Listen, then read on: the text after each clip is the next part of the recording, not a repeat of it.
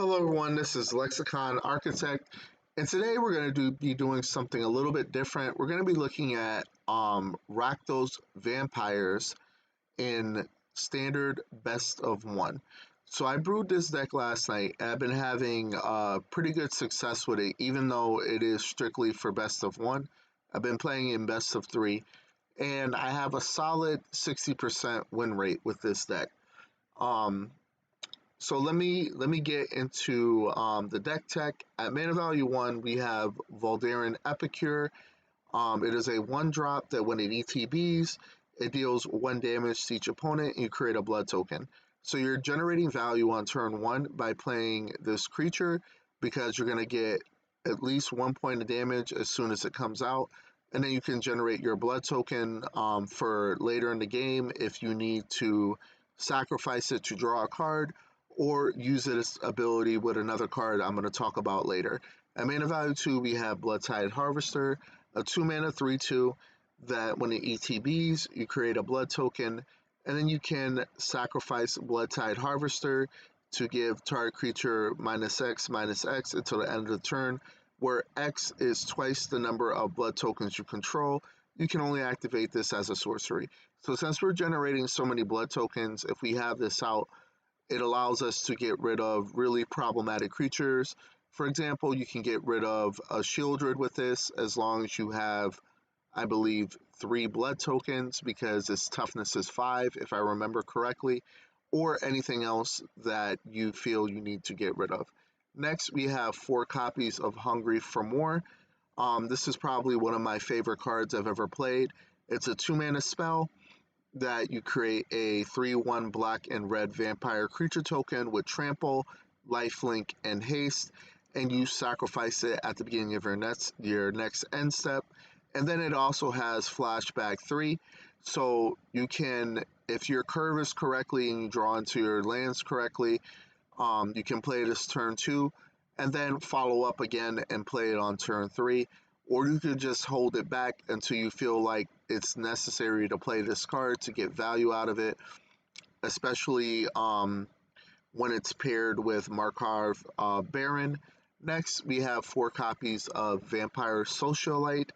It is a 2/2 with Menace that when it ETBs, if opponent lost life this turn, you put a 1/1 counter on each other vampire you control, and as long as your opponent has lost life this turn, each other vampire control enters the battlefield with an additional 1/1 counter on it.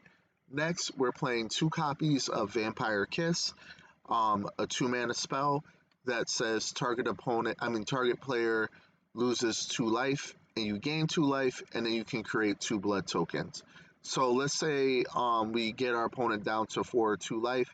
We chain a couple of these off. If they don't counter them, we could just win the game flat out.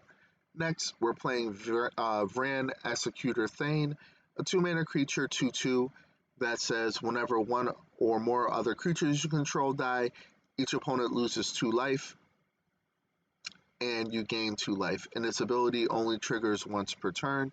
This pairs well with Hungry for More. Since the token is going to be sacrificed at the end step, you will get a trigger out of this, and then you will drain your opponent for an additional 2, and you will gain 2 life. At mana value 3, we have 4 copies of Markov Baron. It has Convoke, lifelink, and it gives other vampires +1/+1. And also it has Madness 3. So if you discard this card, discard into exile, and when you do, cast it for its madness cost or put it into your graveyard. So most of the time, we're not really going to be pitching this away for the madness ability. I haven't done it once yet in any of my games, but it is an option for you if you have your blood token. You can sacrifice your blood token, pitch this away, pay 3, get it onto the battlefield, and then you will draw a card. Next, we have 3 copies of Vampire's Vengeance. Vampire's Vengeance is in here just to deal with weenie decks, because as a 3-mana board wipe, it's pretty good because it's going to deal 2 damage to each non-vampire creature, and you get to create a blood token. Next, at mana value 4, these are our heavy hitters, and these are the ones that are going to win us the game. So we have Anje, Maid of Dishonor, a 4-mana spell that says whenever it or one or more vampires enter the battlefield under your control, you get to create a blood token.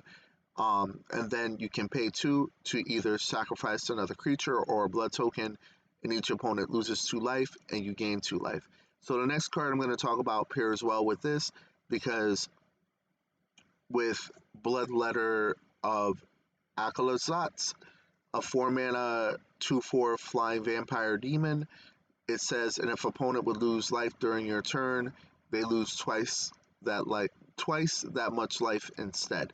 So this card is probably one of the best cards I've seen in a long time, because if you have a couple copies out of this out on board, or even just one with your opponent, you can just flat out win the game by making them lose the amount of life that they've already lost this turn.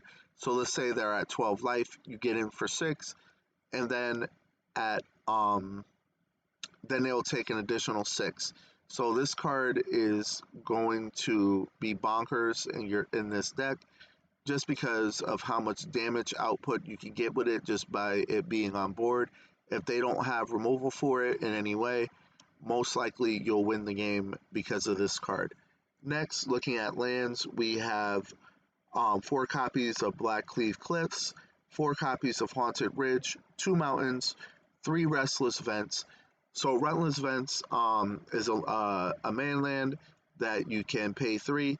Until the end of the turn, it becomes a 2/3 black and red insect creature token with menace. It's still a land. And then when it attacks, you may discard a card. If you do, you get to draw a card. Then we play 4 copies of Sulfurous Springs, 3 swamps, and 4 copies of Voldaren Estate. So it allows us to play our vampires, and then we can pay 5 to create a blood token, but this ability costs 1 less to cast for each vampire you control.